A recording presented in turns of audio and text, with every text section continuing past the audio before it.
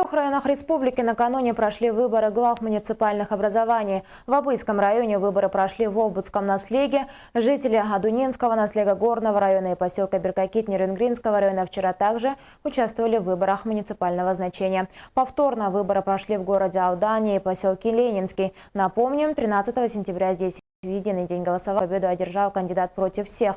Накануне в Алдане открылись 11 участков, в Ленинском 3. Общая явка составила 45%. Люди идут, активно голосуют. Как бы особых замечаний никаких нету и не выявлено. Количество наблюдателей однозначно увеличилось в разы. Вот. И это, в принципе, даже хорошо, потому что это все прозрачно. А вот как прокомментировала предварительные итоги выборов зампредседателя ЦИК Екатерина Андреева. На повторных выборах главы муниципального образования город Алдан победил Бугай Александр Лукич, самовыдвиженец.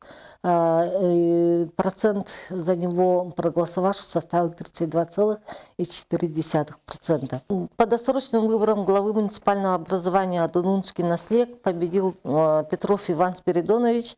За него проголосовало 42,07% избирателей.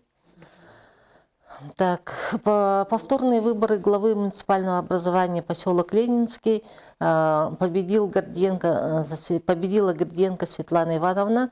На повторных выборах главы муниципального образования поселок Беркакит победил Добрынин Владимир Николаевич. За него проголосовало 45,03% избирателей. Таковы предварительные итоги голосования.